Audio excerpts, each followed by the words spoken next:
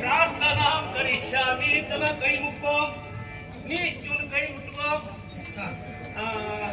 ವಿದ್ಯಾರಂಭ ವಿವಾಹೇಚ ಪ್ರವೇಶೆ ನಿರ್ಗಮೆ ತಥಾ ಸಂಗ್ರಾಮೆ ಸರ್ವಕಾಲೇಷು ವಿಘ್ನಸ್ತಸ್ಯ ನ ಜಾಯತೆ ಪ್ರಾರ್ಥನಾ ಸಮರ್ಪಯಾಮಿ ತದನಂತರಂ ಅಂದ್ರೆ ಏನು ತೊಂದರೆ ಆಗದೆ ಒಂದು ಕಾರ್ಯಕ್ರಮ ನಡೆದೋಗಿ ಆಮೇಲೆ ಸಂಕಲ್ಪಂ ಕೈ ಮುಕ್ಕೋ ಅಲ್ಲೇ ಕೈ ಮುಟ್ಟುವ अस्मिन् दिने अस्मिन् काले अस्मिन् क्षेत्रे अस्मिन् वर्षे मम हेळु मम कुटुंबानां सकल सन्मंगल प्राप्त्यर्थम् आयुष्यारोग्य ऐश्वर्याभिवृद्ध्यर्थं दिने दिने उद्योगे व्यवहारे अधिक लाभ अधिक यश अधिक ಕೀರ್ತಿ ಪ್ರಾಪ್ತ್ಯರ್ಥಂ ಇವತ್ತೊಂದನೇ ವರ್ಷಕ್ಕೂ ಇದೇ ಸ್ಥಳದಲ್ಲಿ ಇದೇ ರೀತಿ ಇದೇ ಕಾರ್ಯಕ್ರಮ ಆಗಲಿ ಅನ್ನುವ ವಿಶೇಷ ಅರ್ಥಂ ಯಾಗಂ ಕರಿಷ್ಯೆ ತದನಂತರಂ ಅಗ್ನಿಂ ಆವಾಹಯಾಮಿ ಕಗಾಗಿ ಗಿಗಾಕು ಕೇಕೆ ಕೈ ಕುಕೋ ಕೌ ಕೌನಃ ಅಗ್ನಿ ಪ್ರಾಣಂ ಪ್ರತಿಷ್ಠಾಪಯಾಮಿ ಮುಂದುವರಿಲಿ ಪರಿಪರ್ಯ ವೇದಗಳ ಘೋಷದ್ಯು ತೋಷದ್ಯು ಪರಿಪರ್ಯ ವೇದಗಳ ಘೋಷದ್ಯು ತೋಷದ್ಯು ಏನು ಅದ್ಭುತ ನನ್ನ ಅಪ್ಪ ದಕ್ಷನೆನ್ನುವ ಹೆಸರಿಗೆ ಸರಿಯಾಗಿ ಈ ಯಾಗವನ್ನು ಕೈಗೊಂಡಿದ್ದಾನಲ್ಲ. ವಲ್ಲಭನ ಮಾತುಗಳನ್ನ ಅರ್ಥಕೊಂಡು ನಾನು ಬಾರದೇ ಹೋಗುತ್ತಿದ್ದರೆ ಈ ಸೊಬಗನ್ನ ಕಾಣುವುದಕ್ಕೆ ಅಸಾಧ್ಯವಾಗುತ್ತಿತ್ತು. ನೆರೆದಿರುವ ಸಕಲ ಮುನಿಜಾಲದು ಮೇಳದು ನೆರೆದಿರುವ ಸಕಲ ಮುನಿಜಾಲದು ಮೇಳದು ಉರುತರದಿ ಮೆರೆವಧಿಕ ಹೋಮದ್ಯು ನೇಮದ್ಯು ಉರುತರದಿ ಮೆರೆವಧಿಕ ಹೋಮದ್ಯು ನೇಮದ್ಯು ಅದ್ಭುತ ಅಖಿಳ ಸಂಭ್ರಮಗಳಿಂದ ಅದ್ಭುತವೇ ಸರಿ. ಯಾಗಶಾಲೆಯಿಂದ ಹೊರಟಿರುವಂತಹ ಹೋಮದ ಧೂಮಗಳೆಲ್ಲ ನಾವು ಮಂಡಲದಲ್ಲಿ ಒಂದಾಗಿ ಭವ್ಯತೆಯನ್ನ ಸಾರುತ್ತಿವೆ. ಇಷ್ಟು ಅತ್ಯದ್ಭುತವಾಗಿ ಒಂದು ಯಾಗವನ್ನ ನಡೆಸಬೇಕು ಅಂತಾದ್ರೆ ನನ್ನ ಅಪ್ಪನ ಆ ಒದ್ದಾಟಗಳು ಹೋರಾಟಗಳು ಇಷ್ಟು ದಿನದ್ದಿರಬೇಕು. ಇಷ್ಟು ವಿಶೇಷವಾಗಿ ನನ್ನ ಅಪ್ಪ ಯಾಗವನ್ನ ಮಾಡಿದ್ದಾನೆ ಅಂತಾದ್ರೆ ಈ ಹೊತ್ತಿಗೆ ಲೋಕಾಂತರವು ಇದನ್ನ ಕಂಡು ಬೆರಗುಗೊಂಡಿದೆ. ಇನ್ನು ಇದನ್ನ ದೂರದಲ್ಲಿಯೇ ಕಂಡು ಮನಸ್ಸಿಗೆ ಸಂತೋಷವನ್ನ ಉಣಬಡಿಸುತ್ತಿರುವುದಲ್ಲ. ನಾನು ಬಂದಿರುವಂತ ಇರಗಳು ನನ್ನ ಅಪ್ಪ ಅವನಿಗೆ ತಿಳಿಬೇಕು, ನನ್ನ ಅಕ್ಕ ತಂಗಿಯರಿಗೆ ಗೊತ್ತಾಗಬೇಕು ಅಂತಾದ್ರೆ ಯಾಗಶಾಲೆಯತ್ತ ಸುರಪ ಮುಖ್ಯ ಮರದ ವರ್ಗದು ಸ್ವರ್ಗದು ಎರಡು ಮಣಿ ಅತಿಶಯಾನಂದದು ಚಂದದು ಧರೆಗೆ ನೂತನ ಮಾದ ಮಂತ್ರದು ತಂತ್ರದು ಮೆರೆದುದ ಯಜ್ಞಶಾಲೆ ಸಮೀಪಿಸುತ್ತಿದ್ದ ಹಾಗೆ ಸಭೆಗಳು ಇನ್ನು ಹೆಚ್ಚಾಗಿ ನನ್ನ ಕಣ್ಣುಗಳನ್ನು ಆಕರ್ಷಿಸುತ್ತಾ ಇದ್ದಾವೆ. ಮನಸ್ಸಿಗೆ ಎಲ್ಲಿಲ್ಲದ ನೆಮ್ಮದಿಯನ್ನ ತಂದೊಡ್ಡುತ್ತಿದ್ದಾವೆ. ಆಹಾ, ಈ ಧರೆಗೆ ನೂತನವಾದ ಯಾಗವನ್ನ ಕಂಡು ಮನಸ್ಸು ಸಂತೋಷಭರಿತವಾಗಿದೆ. ನನ್ನ ಅಪ್ಪ ಅಮ್ಮನಿಗೆ ವಂದನೆಯನ್ನ ನೀಡಿ ಪೂರ್ಣಾಶೀರ್ವಾದವನ್ನ ಮೊದಲು ತೆಗೆದುಕೊಳ್ಳಬೇಕಾದದ್ದು ಸುತೆಯಾದ ನನ್ನ ಬದ್ಧತೆ. ಹಾಗಾಗಿ ತಂದೆ ತಾಯಿಗಳಲ್ಲಿಗೆ ಸಾಗುತ್ತೇನೆ. ಆ ಮಹಾಧ್ವರದೆಡೆಗೆ ಭುವನ ಸ್ತೋಮ ವಂದಿಸೆ ಬಂದು ಬಂಧು ಸ್ತೋಮ ತಾಯಿ ತಂದೆಯರನ್ನು ಕಾಣುತ್ತ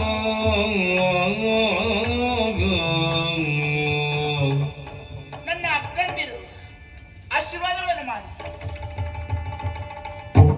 ಅಕ್ಕಂದಿರು ಆಶೀರ್ವಾದಗಳನ್ನು ಏಕೆ ನೀಡುತ್ತಿಲ್ಲ? ತಿಳಿದೆ. ನನ್ನ ತಂಗಿ ತಡವಾಗಿ ಬಂದಲಿರುವಂತ ಕೋಪಗಳು ಅವರಿಗಿರಬಹುದು. ತಪ್ಪಲ್ಲ. ಈ ರೀತಿಯಾಗಿ ನನ್ನನ್ನು ದಂಡಿಸುವಲ್ಲಿ ಅವರು ಅರ್ಹರಿದ್ದಾರೆ. ತಂಗಿಯಂದಿರೆ, ಬನ್ನಿ, ನಿಮ್ಮ ಅಕ್ಕನನ್ನ ಪ್ರೀತಿಯಿಂದ ಆಲಿಂಗನ ಮಾಡಿಕೊಳ್ಳಿ. ಬನ್ನಿ. ಅಕ್ಕಂದಿರ ಆ ಕೋಪವನ್ನ ನನ್ನ ತಂಗಿಯರು ಕಾದಿಟ್ಟುಕೊಂಡರಲ್ಲ. ಇರಲಿ, ಅಕ್ಕ ತಂಗಿಯರಿಗಾಗಿ ನಾನು ಬಂದದಲ್ಲವಲ್ಲ. ನನ್ನ ಬಂದ ಇರವನ್ನ ಮೊದಲು ನಾನು ತೋರಿಸಬೇಕಾದದ್ದು ನನ್ನ ಅಪ್ಪ ಮನೆ. ಅಪ್ಪ, ಮಗಳಾಗಿರುವಂತ ದಾಕ್ಷಾಯಣಿಯ ಪ್ರಣಾಮಗಳು ಜನಕ. ಯಾರು ಮಗಳು, ಯಾರು ಅಪ್ಪ?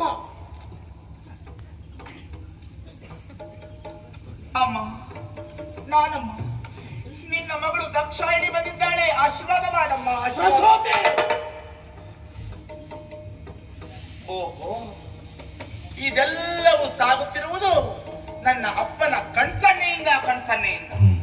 ಇರಲಿ, ಇವರೆಲ್ಲರೂ ಅಪ್ಪನ ಮಾತನ್ನ ಒಪ್ಪಿವೆ ನಡೆಯುತ್ತಿದ್ದಾರೆ. ಅಮ್ಮನು ಈ ವ್ಯವಸ್ಥೆಗೆ ಹೊರತಾಗಲಿಲ್ಲ. ಅಮ್ಮ, ಒಂದು ಸತ್ಯವನ್ನಂತೂ ನೀನು ತೋರಿಸಿಬಿಟ್ಟೆ. ಮದುವೆಯಾದ ಹೆಣ್ಣಿಗೆ ಪತಿಯ ಮಾತುಗಳೇ ಪರಮವಾಕ್ಯ. ಆ ಪಾಠ ನನಗೆ ಇವತ್ತು ನಿನ್ನಿಂದ ಆಯ್ತಮ್ಮ. ಇರಲಿ, ನಾನು ಬಂದದ್ದು ಯಾಗವನ್ನ ಕಾಣಲಿಕ್ಕೆ. ಹಾಗಾಗಿ ಯಾಗ ಮಂಟಪದತ್ತ ಸಾಗುತ್ತೇನೆ.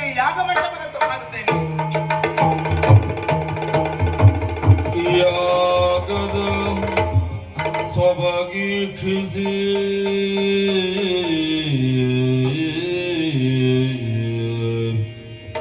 ಇಂದ್ರಾಯ ಸ್ವಾಹ.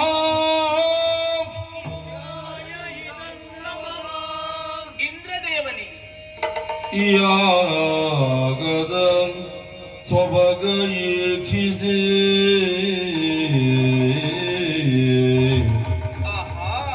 ವರುಣಾಯ ಸ್ವಾಹ.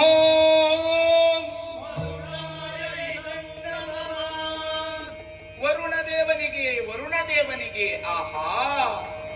ಯಾಗದ ಸೊಬಗೀಕ್ಷಿಸಿ ವಾಯುವೆ ಸ್ವಾಹ.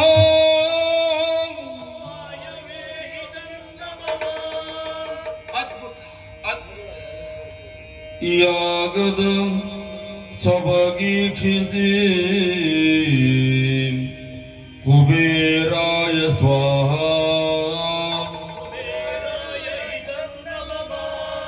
ಅಳಕಾಪತಿಗೆ ಅದ್ಭುತ ಯಾಗ.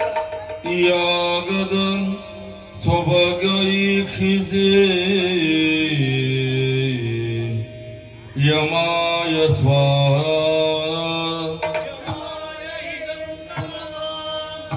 ಕಾಲನಿಗೆ ಅರ್ಘ್ಯ.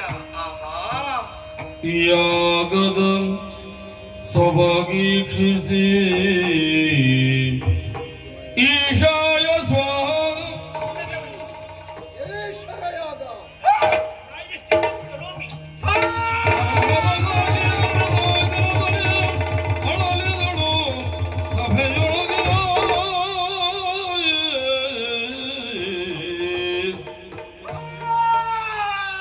ಯಾತಕ್ಕೆ ಬಂದೆನು ನಾನು ಪಾತಕ್ಕೆ ಮಾಡುವ.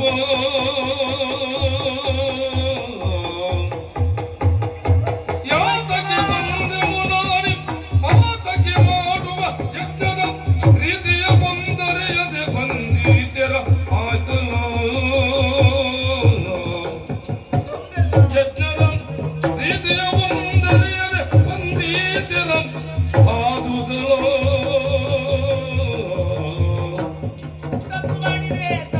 ಪತಿಗಳಿಗೆ ತ್ರೈಲೋಕ್ಯದಿ ಋತುವಿನ ಭಾಗವ ಕೊಡದಿಹ.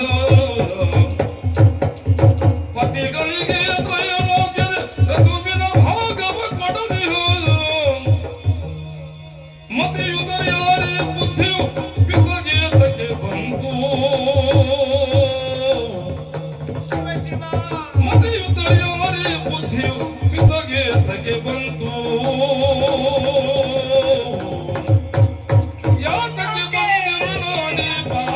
ಮಾಡುವ ಯಜ್ಞಕ್ಕೆ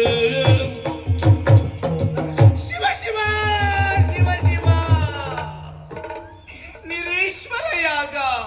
ಇದನ್ನ ಕಾಣ್ಲಿಕ್ಕೆ ನಾನು ಬರಬೇಕಾಯಿತು. ಯಾಕಾದರೂ ಬಂದೆ. ಈ ಪಾತಕ್ಕೆ ಮಾಡುವಂತ ಯಜ್ಞಕ್ಕೆ ಬಂದು ಕೆಟ್ಟೆ. ಸರ್ವಶ್ರೇಷ್ಠನಾಗಿರುವಂತಹ ಹರನನ್ನ ಉಳಿದು ಮಾಡುವಂತ ಈ ಯಾಗ ಹೇಗೆ ಸಂಪನ್ನತೆಯನ್ನು ಕಾಣಲಿಕ್ಕೆ ಸಾಧ್ಯ ಉಂಟು? ಯಾಗ ಎನ್ನುವುದು ಲೋಕ ಕಲ್ಯಾಣಕ್ಕಾಗಿ ಮಾಡುವುದು. ತಮ್ಮ ಇಚ್ಛೆಗಾಗಿ ಅಲ್ವಲ್ಲ, ತಮ್ಮ ಸಾಮರ್ಥ್ಯವನ್ನು ಸ್ಥಾಪಿಸುವುದಕ್ಕಾಗಿ ಅಲ್ವಲ್ಲ. ಆದರೆ ಈ ದಕ್ಷ ಮಾಡುತ್ತಿರುವುದು ನನ್ನವರಾಡಿದಂತೆ ದ್ವೇಷ ಸಾಧನೆಗಾಗಿ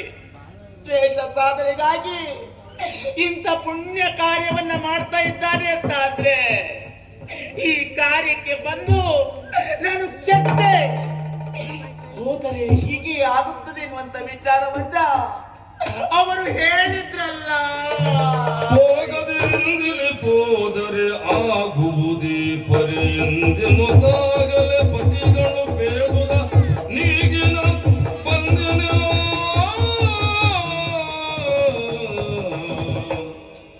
ಹೋಗದಿಂದಲೇ ಹೋದರೆ ಆಗುವುದೇ ಪರೆಯೆಂದೆನುತ್ತಾಗಲೇ ಪತಿಗಳು ಬೇಡುದ ನೀಗಿನ ಬಂದನ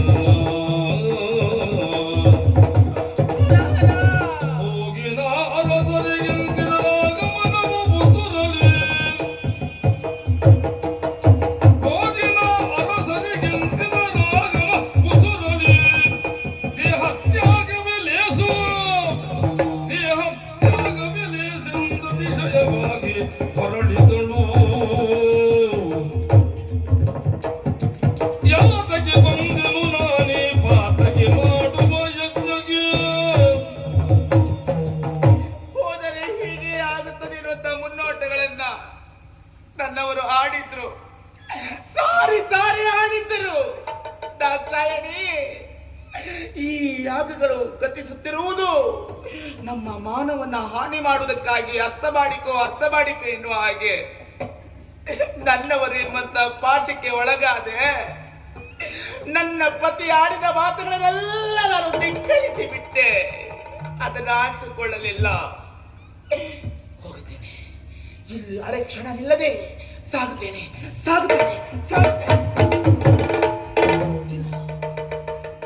ಹೋಗಬಹುದು ಹೇಳ್ತಾರೆ ನನ್ನವರು. ದಾಕ್ಷಾಯಣಿ, ಯಾಗ ಹೇಗಾಯಿತು ಎನ್ನುವ ಹಾಗೆ ಹೇಳಲೇ. ಅಲ್ಲಿ ಆಗುತ್ತಿರುವುದು ನಿರೀಶ್ವರ ಯಾಗ ಎನ್ನುವ ಹಾಗೆ ಅಲ್ಲ, ನಾನು ಪಾಲ್ಗೊಂಡಿದ್ದು ನಿರೀಶ್ವರ ಯಾಗಕ್ಕೆ ಎನ್ನುವ ಹಾಗೆ ಯಾವ ಬಾಯಲ್ಲಿ ಹೇಳಲಿ. ಇಲ್ಲಿ ಆದ ಅವಮಾನ ನನಗೆ ಮಾತ್ರ ಅಲ್ಲ, ಪ್ರತ್ಯಕ್ಷವಾಗಿ ಇದು ಪರಶಿವನಿಗೆ ಮಾಡಿದ ಅವಮಾನ. ತಂದೆ ತಾಯಿಗಳಿಗೆ ಬೇಡವಾಗಿ ಇಲ್ಲಿ ಉಳಿವ ಹಾಗಿಲ್ಲ. ಪತಿಯ ಮಾತನ್ನ ಧಿಕ್ಕರಿಸಿ ಅಲ್ಲಿ ಹೋಗುವ ಹಾಗಿಲ್ಲ, ಇಲ್ಲಿ ಉಳಿವ ಹಾಗಿಲ್ಲ, ಅಲ್ಲಿ ಹೋಗುವ ಹಾಗಿಲ್ಲ. ನನಗೆ ದೇಹ ತ್ಯಾಗವೇ ಬೇಕು, ದೇಹ ತ್ಯಾಗವೇ ಬೇಕು. ನಿಕ್ಕನ ಭಗವಂತೇಶ್ವರ ನಿಕ್ಕಗೆ ಗಣಸನೆ ಮಾಡಿದ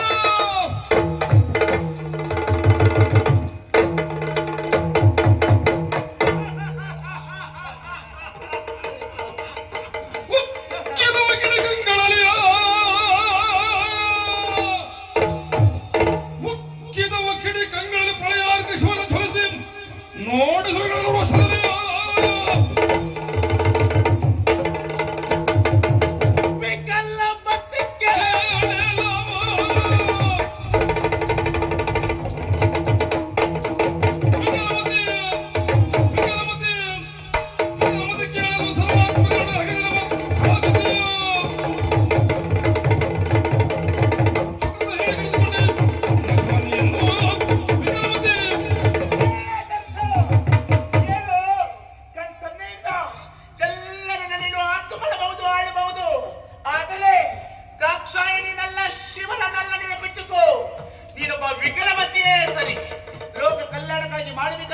ಪುಣ್ಯ ಕೃತವನ್ನ ನಿನ್ನ ದ್ವೇಷಕಾಯಿಯನ್ನು ಸಾಗಿಸ್ತಾ ಮಾಡ್ತಾ ಇದ್ದಿ ಅಂತಾದ್ರೆ ನೀನೊಬ್ಬ ಅಲ್ಪಮತಿ, ವಿಕಲಮತಿ, ಮಂದಮತಿ.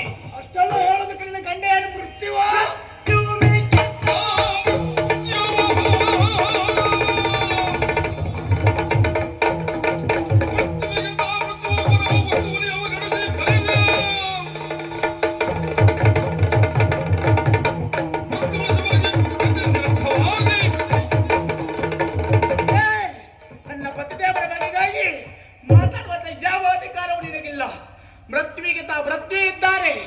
ಕಾಲನಿಗೆ ತಾ ಪ್ರತಿ ಕಾಲ ಇದ್ದಾರೆ.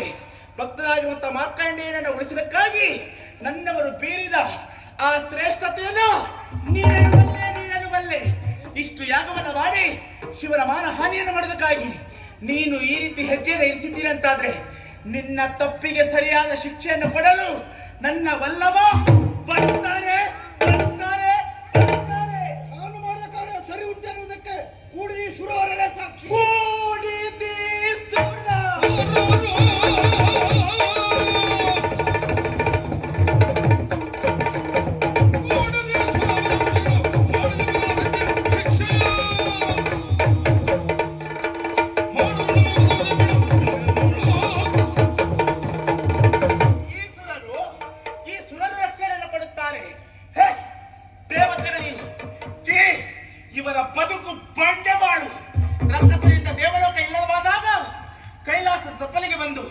ಶಿವನೇ ರಕ್ಷಿಸುವ ಹಾಗೆ ಯಾಚಿಸುವ ಇಂದ್ರ ಇವತ್ತಿಗೆ ನಿನ್ನ ರಕ್ಷಣೆ ಮಾಡುತ್ತಾನೋ, ನಿನಗಾಗಿ ಬರುತ್ತಾನೋ?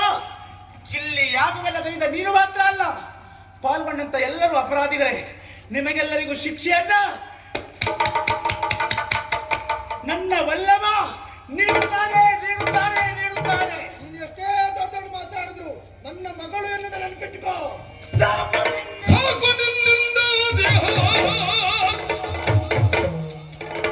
ಸಾಕು ಸಾಕು ಸಾಕು ನಿನ್ನಿಂದ ದೇಹಕ್ಕೆ ಸುಡುಗಳು ಮಗಳು ಬೆನಾಕಾದ ಸಾಕು ಸಾಕು ಸಾಕು. ನಿನ್ನ ಮಗಳೆಂಬ ಅಹಂಕಾರ ನಿನ್ನ ನೆತ್ತಿಯಲ್ಲಿ ಏರಿತು. ಅದೇ ಕಡೆ ದಿಕ್ಕಿನ ವಾಸ ಸರ್ವಶ್ರೇಷ್ಠರಾಗಿರುವಂತ ಪರಶಿವನಿಗೆ ಹೆಣ್ಣು ಕೊಟ್ಟವರ ನೀಡುವ ಹಾಗೆ ನಿನ್ನ ಅಹಂಕಾರಕ್ಕೆ ಇದೇಶ್ವರನ ಹಾಡುತ್ತೇನೆ. ನಿನ್ನ ಮಗಳಿನಂತ ಪಟ್ಟವೇ ನನಗೆ ಸಾಕು. ಶಿವನ ಮಡದಿ ಇರುವಂತ ಸರ್ವಶ್ರೇಷ್ಠತೆ ನನಗಿನ್ನು ಸಾಕು. ನಿನ್ನ ಮಗಳೆಂಬಂತ ಪದವಿಯನ್ನು ಇಂದಿಗೆ ಬಿಟ್ಟು ಬಿಡ್ತೇನೆ. ಕಾಣುವ ಅಗ್ನಿಗೆ ಹಾರಿ ನನ್ನನ್ನೇ ನಾನು ಬಯಸಿಕೊಳ್ಳುತ್ತೇನೆ. ನನ್ನ ಆಜ್ಞೆಯನ್ನು ಹೊರತುಪಡಿಸಿ ಅಗ್ನಿ ಒಂದು ಕ್ಷಣವನ್ನು ಸುಡಲಾರ ನೆನಪಿಟ್ಟುಕೋ. ಅಗ್ನಿ ಸುಡುತ್ತಾರೋ? ಈ ಅಗ್ನಿ ತನ್ನ 7 ನಾಲಿಗೆಯನ್ನು ಹೊರತಾಚಿ ನಿನ್ನ ಭಿಕ್ಷೆಗೆ ಬಂದ ಭಿಕ್ಷುಕ ಇವ ಇಚ್ಛಿಸಿದರು ಸರ್ವಶ್ರೇಷ್ಠನ ಪದ್ಧತಿಯಾಗಿರುವಂತ ನನ್ನನ್ನ ಮುಟ್ಟಲಾಗುವುದಿಲ್ಲ. ಅವನೇನು ಸರ್ವಸ್ವತಂತ್ರ ಅಲ್ವಲ್ಲ, ಸರ್ವ ಭಕ್ಷಕ ಮಾಡ್ತಾ ಇದ್ದಾನೆ. ನನಗೆ ನಿನ್ನ ಅಗ್ನಿಯ ಅವಶ್ಯಕತೆ ಇಲ್ಲ. ನಿರಂತರ ಶಿವನನ್ನು ಧ್ಯಾನಿಸಿದ ಕಾರಣ ನನ್ನಲ್ಲಿ ಸುಪ್ತವಾಗಿದೆ ದೇಹಾಗ್ನಿ ಎನ್ನುವುದು. ಆ ದೇಹಾಗ್ನಿಯ ಬಲದಿಂದಲೇ ನಾನಳಿದು ಮತ್ತೊಂದು ಶಕ್ತಿಯಾಗುತ್ತೇನೆ, ಮತ್ತೊಂದು ರೂಪವನ್ನು ಹಂಚಿಕೊಳ್ಳುತ್ತೇನೆ, ಶಿವನ ಸತಿಯಾಗುತ್ತೇನೆ. ಅಲ್ಲಿಯವರೆಗೆ ನಾನು ಇನ್ನೊಂದು ಶಕ್ತಿ ಆಗುವವರೆಗೆ ನೀನು ಯಾವ ಕಾಲಕ್ಕೂ ತನ್ನ ಮಗಳೆಂದು ಹೇಳಿಕೊಳ್ಳಕೂಡದು. ಹೇಳಿದರೆ ನಿನ್ನ ನಾಲಿಗೆ ಬಿದ್ದು ಹೋಗಲಿ. ಈ ಸುರರೆಲ್ಲ ನನ್ನನ್ನು ಅಮ್ಮ ಅಂತ ಕರೆದವರು. ಇನ್ನೊಂದು ಶಕ್ತಿಯಾಗಿ ನಾನು ಬರುವವರೆಗೆ ನನ್ನನ್ನು ಧ್ಯಾನಿಸಿದರು ಅಂತಾದ್ರೆ, ಶಿವನ ಮೊರೆ ಹೊಕ್ಕರು ಅಂತಾದ್ರೆ ಇವರ ಬದುಕು ಸರ್ವನಾಶವಾಗಲಿ ಸರ್ವನಾಶವಾಗಲಿ. ಪ್ರಭು, ತಪ್ಪು ಮಾಡಿದೆ. ನನ್ನ ತಪ್ಪಿಗೆ ಶಿಕ್ಷೆ ಒಂದೇ ಒಂದೇ, ನಿಮ್ಮ ವಾಮಭಾಗದಲ್ಲಿ ರಾರಾಜಿಸುವುದಲ್ಲ, ನಿಮ್ಮ ಪದಮೂಲದಲ್ಲಿ ನನ್ನನ್ನು ಅರ್ಪಿಸಿಕೊಳ್ಳುವುದು. ಈ ದಾಕ್ಷಾಯಣಿಯನ್ನ ಸ್ವೀಕರಿಸಿ ಪ್ರಭು, ಸ್ವೀಕರಿಸಿ.